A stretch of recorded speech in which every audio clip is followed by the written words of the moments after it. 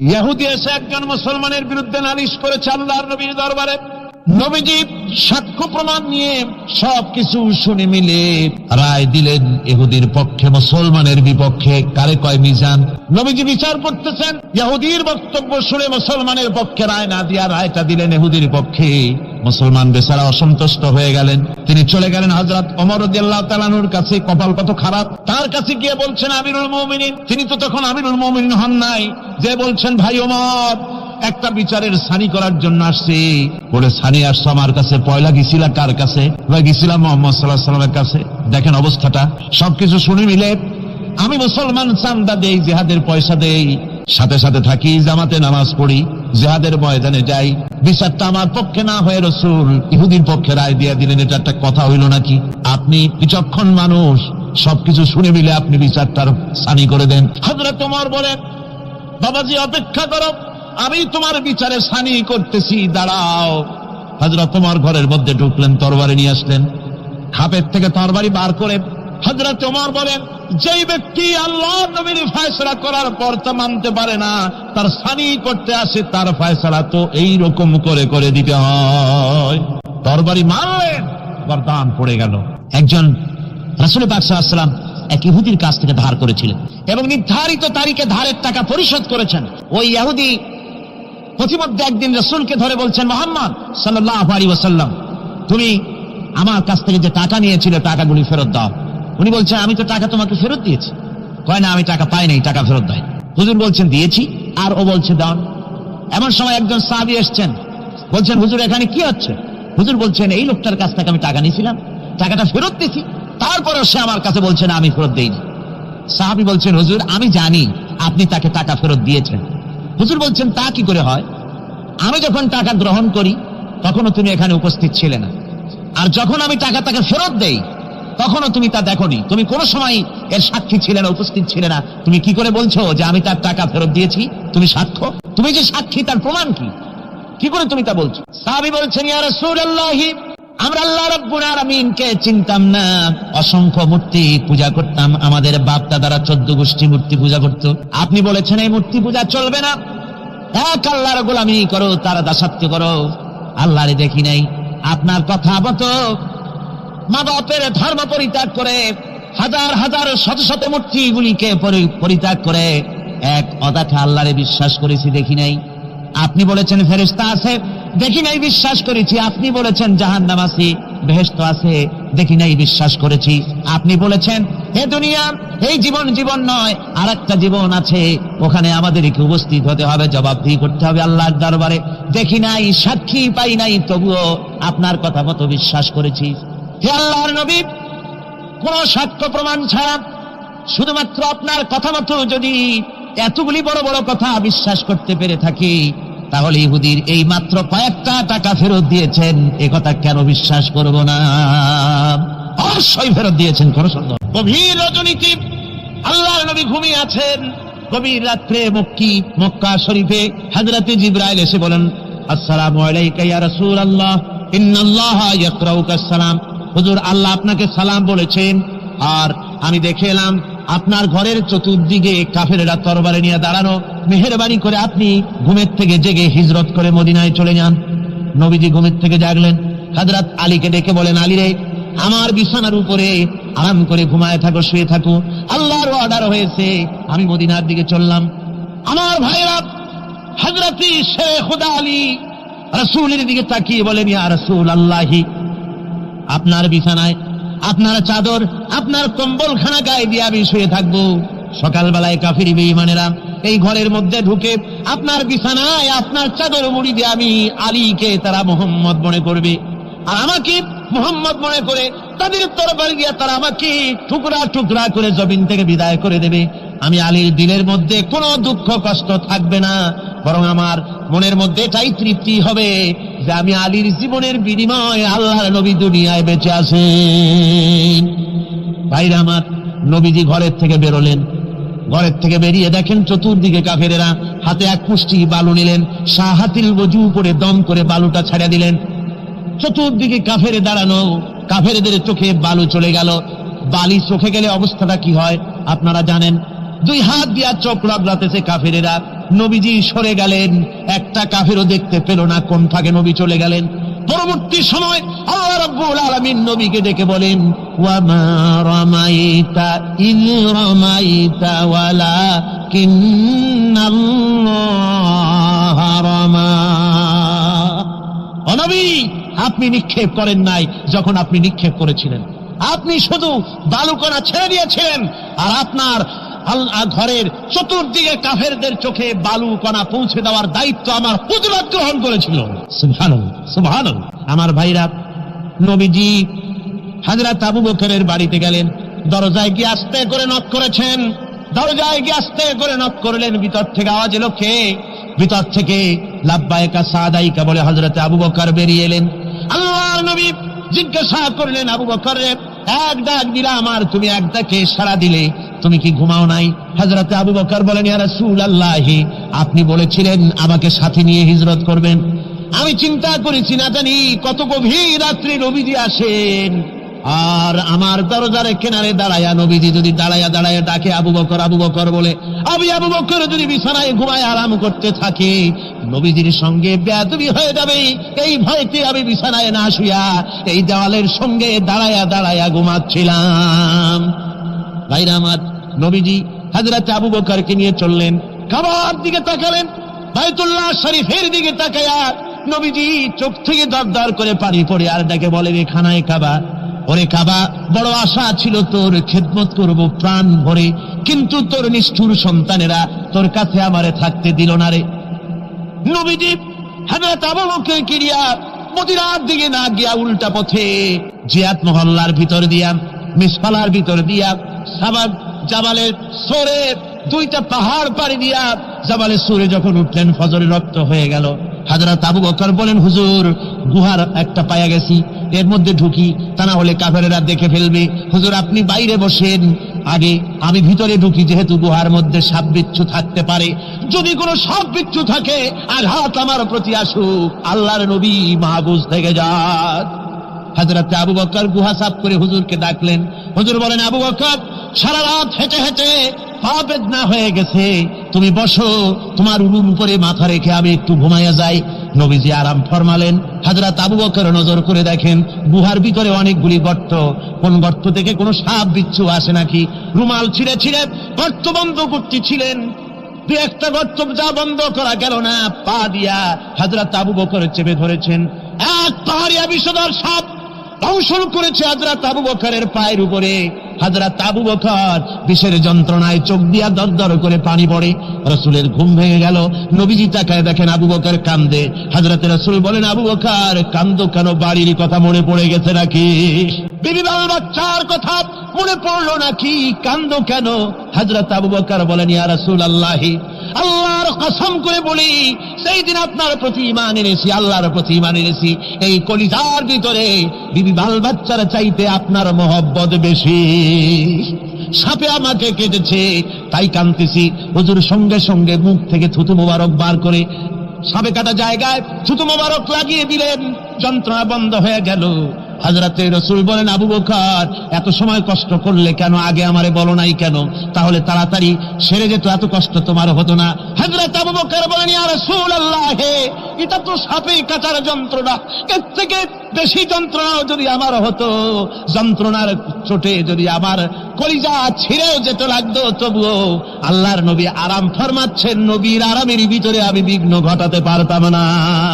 ভাইরা আমার, কাফেরেরা খুঁজতে খুঁজতে দুদিন পরে যখন এই জায়গায় তারা চলে এসেছে, এখানে এসে তারা গুহার কাছে পায়ের চিহ্ন শেষ দেখলো। একজন বলে ভিতরে আছে, আর একজনে বলে নাই, আর একজন বলে আছে, আর একজন বলে নাই। হযরত আবু বকর বলেন, ইয়া রাসূলুল্লাহ, আমরা ধরা পড়ে গেছি, পালাবার কোনো পথ নাই, আমরা তো ধরা পড়ে গেলাম। সূরা তাওবার ভিতরে আল্লাহ রাব্বুল আলামিন এই কথাটা এভাবে তুলে ধরেছেন, ইয ইয়াকুলু লিসাহিবিহি লা তাহজান ইন্নাল্লাহা মা'ানা। আল্লাহ নবী ডেকে বলেন, আবু বকর, ভয় পেও না, আমরা আমরা মাইনরিটি নই, আমরাই মেজরিটি, আমাদের সংখ্যাই বেশি, ওদের ভয় তুমি করো না, কোনো চিন্তা করো না, ভয় পেও না, আল্লাহ রাব্বুল আলামিন আমাদের সাথে আছেন। সুবহানাল্লাহ বিহামদিহি, সুবহানাল্লাহ বিহামদিহি, আল্লাহ রাব্বুল আলামিন আমাদের সাথে আছে, কোনো চিন্তা করো না, ভয় পেও না। আমার ভাইরা, বান্দা যখন আল্লাহর প্রতি ঈমান আনে, আল্লাহর প্রতি যখন তার মহব্বত বেড়ে যায়, আল্লাহর উপরে যখন সে নির্ভর করতে শেখে, তখন সে দুর্জয় নরসার্দুলে পরিণত হয়ে যায়। জোরে বলেন সুবহানাল্লাহ। সে বীর পুরুষ, দুর্জয় নরসার্দুল। কারো হুঙ্কার, কারো অগ্নিচক্ষু, হাসির মঞ্চ, সেল জরিমানা, বোমা, কিরিস, রিভলভার, স্টেন গান, কামান, এগুলির ভয়তে ভীত হয় না কে? মুমিন। কে হয় না? সে একমাত্র নির্ভর করে কার উপরে? আল্লাহর উপরে। শুনে বলেন কার উপরে? হযরত আবু হুরায়রা রাদিয়াল্লাহু তাআলা এই হাদিসটি বর্ণনা করেছেন। হুজুরের কাছে একজন অন্ধ লোক এলো। সেই অন্ধ লোক এসে বললেন, হুজুর আমি তো চোখে দেখি না, জামাতের যে গুরুত্বের কথা আপনি বললেন, আমাকে কি রুখসত দেওয়া যায় নাকি? আমি অনেক সময় সাথী সঙ্গী পাই না, আমাকে কি রুখসত দেওয়া যায় নাকি? হুজুর বললেন, হ্যাঁ তোমাকে রুখসত দেওয়া গেল। অন্ধ যখন হেঁটে যাচ্ছিলেন, নবীজি তাকে আবার ডাকলেন, ডেকে জিজ্ঞেস করলেন, অন্ধ, নামাজের মসজিদের আজান কি তোমার কানে যায়? বলে, হ্যাঁ আমি আজান শুনি। হুজুর বললেন, আজানের জবাব দিবা, মসজিদে এসে জামাতে নামাজ পড়বা। একজন অন্ধকে রুখসত দেওয়া হয় নাই। মসজিদে আজান শোনার পর ঘরে বসে যদি নামাজ আদায় করেন, নামাজের হক আদায়। হুজুর সাল্লাল্লাহু আলাইহি ওয়াসাল্লাম বলেছেন, মসজিদে আজান হওয়ার পর যে ব্যক্তি ঘরে বসে নামাজ পড়ে, আমার ইচ্ছা হয় ঘরটা আগুন দিয়ে জ্বালায় দেই। কে বলতেছেন? রাহমাতুল লিল আলামিন, রাহমাতুল লিল আলামিন বলতেছেন। ঘরের মধ্যে যদি মেয়ে লোক আর বাচ্চারা যদি না থাকতো, তাহলে আমার ইচ্ছা হয় আমি বলি আগুন দিয়ে ঘরটারে জ্বালায় দাও। এই ঘরের মহব্বতই তো সে বাইর হয় না। নামাজের এত বড় গুরুত্ব দেওয়া হয়েছে। আমার বন্ধুগণ, এই নামাজের জামাতি আল্লাহর নবী জীবনের শেষ নামাজ জামাতে আদায় করেছেন। জীবনের শেষ নামাজটাও জামাতে আদায় করলেন। তখন তার এমন অবস্থা, এত অসুস্থ, দাঁড়াতে পারেন না, হাঁটতে পারেন না। দুইজন সাহাবীর কাঁধের উপরে ভর করে তারপরে বহু কষ্ট করে মসজিদে গিয়ে নামাজ আদায় করেছেন, খুতবা দিয়েছেন। বললেন, খুতবা দিতে গিয়ে বললেন, আজ থেকে মসজিদ নববীর চতুর্দিকের সকলের দরজা বন্ধ হয়ে যাবে, শুধু আবু বকরের দরজাটা খোলা থাকবে। আল্লাহর নবী বললেন, আল্লাহ রাব্বুল আলামিন এই পৃথিবীতে তার এক বান্দাকে জাগতিক সব সম্পদ দিতে চেয়েছিলেন, কিন্তু সে বান্দা সব জাগতিক সম্পদকে উপেক্ষা করে মাবুদের সঙ্গে দেখা করা বেশি জরুরি, বেশি পছন্দ মনে করেছেন। এতটুকুন কথা নবীজি বললেন, কেউ কিছু বুঝলো না। হযরতে আবু বকর রাদিয়াল্লাহু তাআলা আনহু হুজুরের এই কথা শুনে কাঁদতে কাঁদতে তিনি অস্থির হয়ে যাচ্ছেন।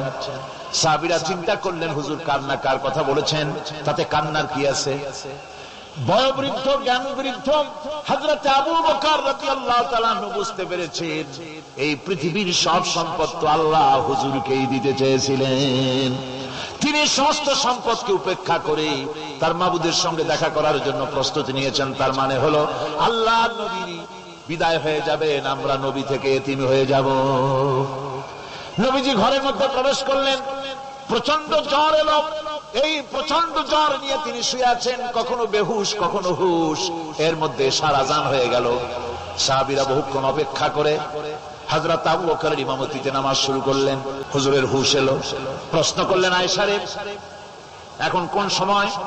হযরত আয়েশা বলেন, ইয়া রাসূলুল্লাহ, মসজিদে নববীতে নামাজ শুরু হয়ে গেছে। সাহাবীরা অনেকক্ষণ অপেক্ষা করে আমার বাবার ইমামতিতে নামাজ পড়তেছে সবাই, কিন্তু সাহাবীরা কেঁদে কেঁদে নামাজের মধ্যেই কাঁদতে কাঁদতে অস্থির হয়ে যাচ্ছে। তাদের মনের ধারণা হয়েছে নবীজির পেছনে নামাজ পড়ার কিসমত থেকে তারা মাহরুম হয়ে গেল। নবীজি বলেন, আয়েশা দরজা খুলে দাও আর আমার মাথাটা একটু উঁচু করে ধরো, আমি একটু নামাজের দৃশ্যটা দেখি। দরজা খুলে দেওয়া হলো, নবীজির মাথা উঁচু করে ধরা হলো। নামাজের জামাতের দৃশ্য দেখে নবীজি আবার শুয়ে পড়লেন। হযরত আয়েশা লক্ষ্য করে দেখেন নবীজির দুই চোখের কোণা দিয়া পানি পড়তেছে। মা আয়েশা জিজ্ঞেস করেন, ইয়া রাসূলুল্লাহ, নামাজের দৃশ্য দেখে চোখে কেন পানি এলো? হুজুর বলেন আয়েশা রে, এটা কোনো দুঃখের পানি নয়, এটা তৃপ্তির পানি। এই যে জামাত নামাজ পড়তেছে লোকেরা, এই জামাত কায়েমের জন্য তায়েফের ময়দানে অনেক রক্ত আমার ঝরেছে। উহুদের ময়দানে দান্দার মুবারক শহীদ হয়েছে, সাহাবায়ে কেরাম জীবন দিয়েছে। এই যে জামাত আমি দেখতে পেলাম, ভবিষ্যতের একটা ছবি যেন চোখে ধরা পড়লো। আমার মনে হলো কিয়ামত পর্যন্ত এই পৃথিবীতে আমার যত উম্মত আসবে তারা এইভাবে করে জামাতে নামাজ আদায় করবে। নবীজি মাথার কাছে মালাকুল মউত যখন এসে গেছেন, আমার ভাইরা, এই পৃথিবীতে যত নবীরা এসেছিলেন মৃত্যুর সময় সমস্ত নবীরা শেষ কথা যেটা বলেছেন, হাদিস, সমস্ত নবীরা উম্মতের জন্য মৃত্যুর মুহূর্তে শেষ কথা যেটা বলেছেন সেটা হলো আসসালাত, আসসালাত, নামাজ, নামাজ। আমার নবী যখন বিদায় হয়ে যান, বিদায় মুহূর্তে মেয়ের কথা বললেন না, কলিজার টুকরা নাতির কথা বললেন না, জামাইয়ের কথা বললেন না, স্ত্রীর কথা বললেন না, মৃত্যুর সময় শেষ কথা বললেন আসসালাত, আসসালাত ওয়া মা মালাকাত আইমানুকুম, নামাজ, নামাজ, আমার উম্মতেরা নামাজ, আমার উম্মতেরা নামাজ ছেড়ে দিও না, নামাজ। যেই নবী উম্মতের জন্য এত কাঁদলেন, নামাজের জন্য এত কথা বলে গেলেন, আল্লাহ রাব্বুল আলামিন নামাজের জন্য এত নির্দেশ করলেন, নবীজি ইন্তেকালের সময় নামাজের কথা বলে দিলেন, সেই মুসলমান আজ নামাজ আদায় করে না, নামাজ পড়ে তো নামাজ শুদ্ধ হয় না। হযরতে হুযায়ফা রাদিয়াল্লাহু তাআলা আনহু তিনি একবার ইয়েমেন সফর করেছিলেন, এক মসজিদে নামাজ পড়লেন, একজনকে তিনি নামাজ পড়তে দেখলেন, নামাজ পড়তে দেখে তিনি অপেক্ষা করলেন, লোকটার নামাজ হয়ে যাওয়ার পর তিনি প্রশ্ন করলেন, আল্লাহর বান্দা, তুমি কতদিন এরকম নামাজ পড়তেছো? তিনি বললেন, প্রায় 40 বছর তো হবে আমি এরকম নামাজ পড়তেছি। হযরতে হুযায়ফা বলেন, তুমি কি আমারে চেনো? কয়, না, চিনি না। হযরত হুযায়ফা বললেন, আল্লাহর বান্দা শোনো, আমি হচ্ছি আল্লাহর নবী মুহাম্মদুর রাসূলুল্লাহ সাল্লাল্লাহু আলাইহি ওয়াসাল্লামের সাহাবী হুযায়ফা। ও আল্লাহর বান্দা, তুমি যেভাবে নামাজ পড়েছো এইরকম যদি 40 বছর নামাজ পড়ে থাকো, আল্লাহর কসম করে বলি, নবীজি যে নামাজ শিখাইছেন তোমার সে নামাজ হয় নাই, রাসূলুল্লাহ নামাজ হয় নাই, নামাজ পড়লেই হবে না। রাসূলুল্লাহ বলেছেন, সাল্লু কামা রাআইতুমুনি উসাল্লি, নামাজ পড়ো সেইভাবে যেভাবে আমারে পড়তে দাও। বিশ্বাস করুন ভাইরা, নামাজ যদি না হয়, হরতাল করিয়া, মিছিল করিয়া, বিক্ষোভ করিয়া, যে কোনো আন্দোলন করে ইসলামকে বিজয়ী করা যাবে না যতক্ষণ পর্যন্ত নামাজ সহি না হবে। নামাজ হচ্ছে ফাউন্ডেশন, নামাজ নাই কিচ্ছু নাই। ঠুকঠাক করে দুইটা সেজদা দিয়ে উঠে যাবেন, আপনার ইসলামী আন্দোলনের 4 পয়সার দাম নাই। নামাজ আগে, জিহাদের ময়দানেও নামাজ, যেখানে আছেন ওখানেই নামাজ পড়তে। নামাজ, নামাজ, এই নামাজ হচ্ছে মুসলমানদের সবচেয়ে বড় জিনিস। নামাজ হয় না, নামাজ যত পড়া হয় অধিকাংশ নামাজ হয় না। নামাজের ভিতরে তাদিল আরকান, তাদিল করা ওয়াজিব। যতক্ষণ দাঁড়িয়ে থাকবেন, রুকুতে থাকবেন, যতক্ষণ দাঁড়ায় থাকবেন ততক্ষণ অন্তত এক তাসবিহ পরিমাণ তো বটেই। যদি তা না হয়, রুকুত থেকে দাঁড়ালেন, সিজদায় চলে গেলেন, ওয়াজিব তরক হলো, সিজদা দিলেন না, নামাজ ফাসিদ হয়ে গেল, নষ্ট হয়ে গেল। এটা পাগলামি না, নামাজ সহিভাবে আদায় করতে হবে। নামাজ থেকে দাঁড়াবেন, রুকুত থেকে দাঁড়ায় গেলেন, বলবেন রব্বানা লাকাল হামদ, রব্বানা লাকাল হামদ হামদান কাসীরান তাইয়িবান মুবারাকান ফীহি। একজন সাহাবী এই দোয়াটা পড়ছিলেন। নামাজ শেষ করে আল্লাহর নবী প্রশ্ন করলেন, নামাজের ভিতরে অতিরিক্ত এই কথাগুলি কে বলেছো? সাহাবী ভয় পেয়ে গেলেন। ভয় ভয় তিনি বললেন, হুজুর আমি বলেছি। হুজুর বললেন, তুমি জানো না আমি নবী, তুমি নবী না, আমি যা দেখি তুমি দেখতে পাও না। তুমি যখন এই দোয়াটা পড়তেছিলে আমি লক্ষ্য করেছিলাম আল্লাহর রহমতের ফেরেশতারা প্রতিযোগিতা করতেছিল তোমার আমল নামায় কে কত বেশি নেকি লিখবে। রুকুতে দাঁড়ায়া এটা পড়বেন, সিজদায় চলে যাবেন, 2 সিজদার মাঝখানে ততক্ষণ বসে থাকবেন যতক্ষণ একটা সিজদার ভিতরে ছিলেন। পড়বেন আল্লাহুম্মা গফিরলি ওয়ারহামনি ওয়াহদিনি ওয়াআফিনি ওয়ারযুকনি। নামাজের মধ্যে দোয়া করতেছেন, আল্লাহ আমারে ক্ষমা করে দাও। সব দোয়া সব হুজুরের, আমাকে ক্ষমা করো, আমাকে হেদায়েত দাও, আমাকে সুস্থ করো, আমাকে রহম করো, আমাকে রিজিক দাও। সুবহানাল্লাহ। নামাজের ভিতরে দোয়া কবুলের সময় নামাজের সিজদার ভিতরে দোয়া কবুল হয়। এইভাবে করে রাসূল করিম সাল্লাল্লাহু আলাইহি ওয়াসাল্লামের নামাজটা কেমন হাক্কানি উলামাদের কাছ থেকে জেনে নেবেন। যেহেতু হুজুর বলেছেন সাল্লু কামা রাআইতুমুনি উসাল্লি, নামাজ পড়ো সেইভাবে যেভাবে আমাকে পড়তে দেখো। হুজুর সাল্লাল্লাহু আলাইহি ওয়াসাল্লাম ফতে মক্কার দিনে সকলকে ক্ষমা করে দিয়েছিলেন, কিন্তু 5 জন নারী আর 6 জন পুরুষ সম্পর্কে বলেছিলেন এদেরকে যেখানে পাও সেখানে হত্যা করো। এর মধ্যে ওয়াসি বুঝতে পেরেছি মুহাম্মদ সাল্লাল্লাহু আলাইহি ওয়াসাল্লাম আল্লাহর রহমত, করুণার নবী, দয়ার নবী, তার কাছে যদি আমি যেতে পারি তাহলে তিনি আমার সম্পর্কে যদি তার সামনে যেতে পারি তাহলে তার কঠোর মনোভাব আমার প্রতি নরম হয়ে যাবে। এই মনে করে সাহাবায়ে কেরামদের চোখ এড়ায়া তিনি হুজুরের সামনে গিয়ে হাজির হয়ে গেলেন। হুজুর তাকে দেখি বললেন, তোমার নাম না ওয়াসি? তিনি বললেন, হ্যাঁ আমার নাম ওয়াসি। হুজুর বললেন, তুমি আমার চাচাকে শহীদ করেছো? ওয়াসি বললেন, জাহালাতের কারণে তা করেছি। হুজুর বললেন, কেমনে শহীদ করেছো আমার চাচাকে, আমার একটু শোনাও। ওয়াসি বলতে লাগলেন, আমি বল্লম দিয়ে হযরতে হামজার শরীরকে এফোড় ওপড় করে দিয়েছি, তারপরে তার বুককে খঞ্জর দিয়ে ফেরে বুকের ভিতর থেকে কলিজাটা বের করে নিয়ে আমি হাতে দিয়ে দিয়েছি হেন্দাই কলেজা চিবিয়ে চিবিয়ে খেস। রাসূল পাক সাল্লাল্লাহু আলাইহি ওয়াসাল্লাম হাদিস শরীফে এসেছে, ওয়াসির বর্ণনা যখন তিনি শুনতেছিলেন রাসূলের চোখ থেকে তখন পানি পড়ে দাড়ি মোবারক ভিজে ভিজে পড়তেছিল। ঘটনা শোনার পর রাসূলুল্লাহ বললেন, ওয়াসি তুমি কি চাও? ওয়াসি বললেন, আমি ইসলাম কবুল করতে চাই। হুজুর তাকে মুসলমান বানালেন। বললেন, তুমি মুসলমান হলে কিন্তু সব সময় তুমি আমার সামনে আসবে না, তার কারণ তোমাকে দেখলে পরে আমার মনের ভিতরে আমার চাচার কথা মনে উঠে যাবে। আমি আমার আব্বাকে পাই নাই, আব্বার স্নেহ যত্ন আমার কিসমতে তেমন হয় নাই। আমার চাচা হামজা আমাকে পিতার মতো করে আমাকে স্নেহ করেছে, তোমাকে দেখলে পরে তার কথা মনে পড়বে, সুতরাং তুমি সবসময় আমার সামনে আসবে। ওয়াসি সেদিন শপথ নিয়েছিলেন, রব্বুল আলামিন আমি জাহালাতের কারণে যেই বল্লম দিয়ে ইসলামের একজন শ্রেষ্ঠ সন্তানকে আমি শহীদ করে ফেলেছিলাম, আমি বুঝতে পারি নাই, ওই বল্লমটা আমি হেফাজতে রেখে দিয়েছি। তুমি আমার এই দোয়া মঞ্জুর করো, আমি যেন এই বল্লম দিয়ে এই পৃথিবীর নিকৃষ্ট ইসলামের কোন দুশমনকে যেন আমি শেষ করে দিতে পারি। আল্লাহ পাক দোয়া তার মঞ্জুর করে নিলেন। মুসাইলামা কাযযাবের বিরুদ্ধে হযরত আবু বকর সিদ্দিক রাদিয়াল্লাহু তাআলা আনহু যে বাহিনী পাঠালেন, হযরত ওয়াসি সেই বাহিনীর মধ্যে ছিলেন।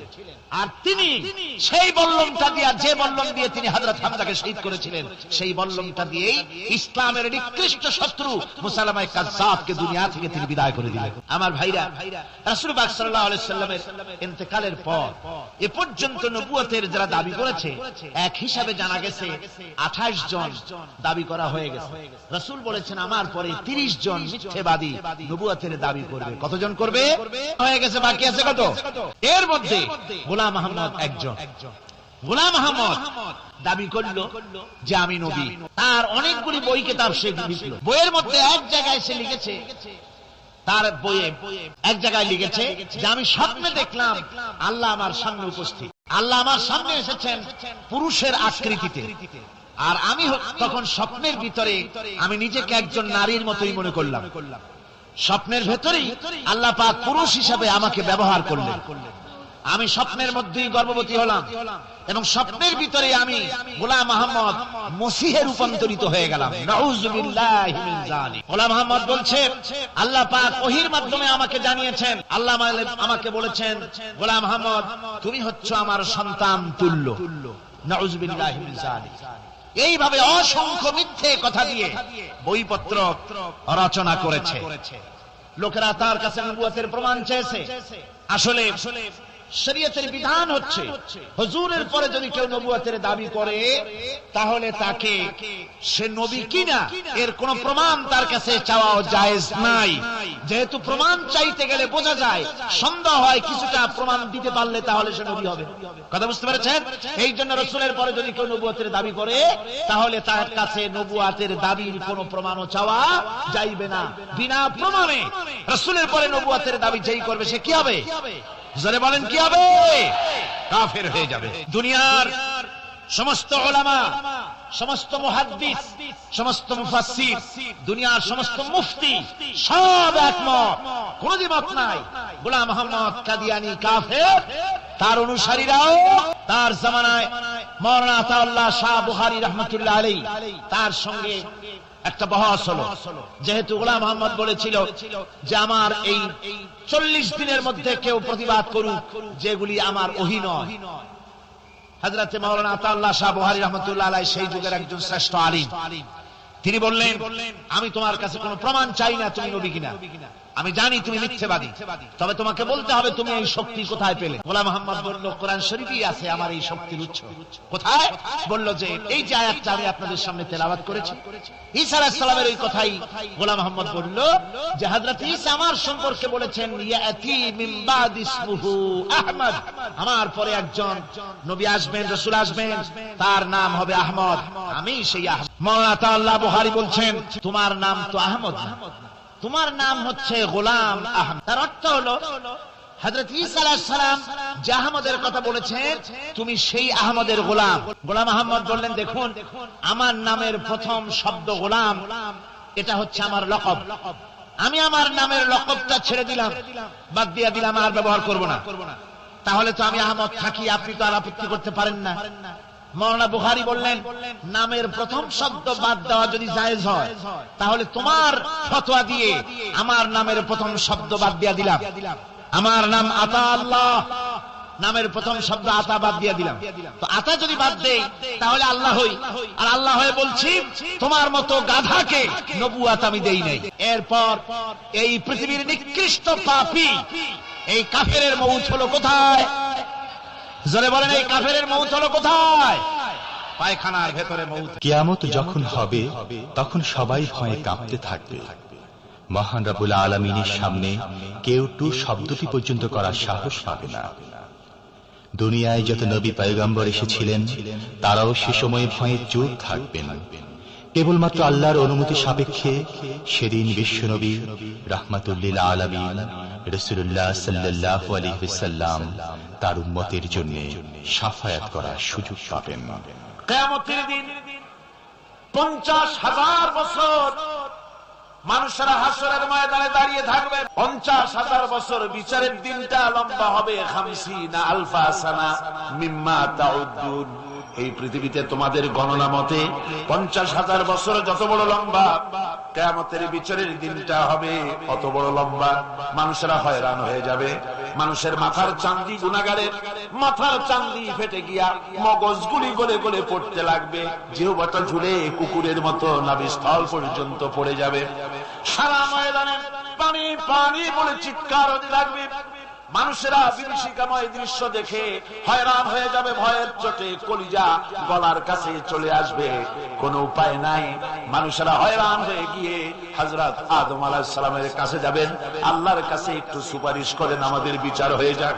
হযরত আদম বলবেন আমার দ্বারা সম্ভব নয়, আমি নিজে আল্লাহর হুকুমকে ভঙ্গ করেছিলাম, জানি না আল্লাহ রাব্বুল আলামিন আমার সাথে আজকে কি ব্যবহার করেন।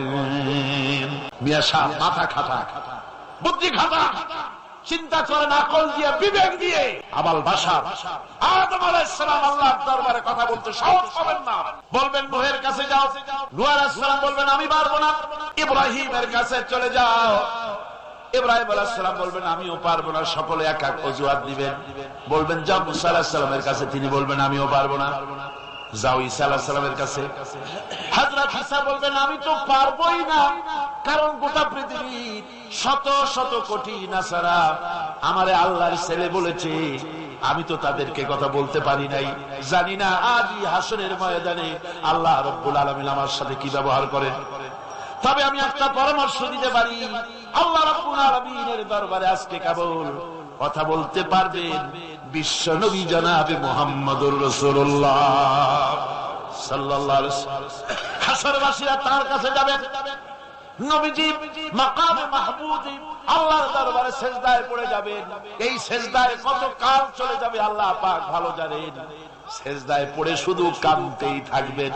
রব্বুল আলামিন বলবেন হাবিব মাথা উঠান, আপনার দরখাস্ত আমি আল্লাহ রব্বুল আলামিন মঞ্জুর করে নেব।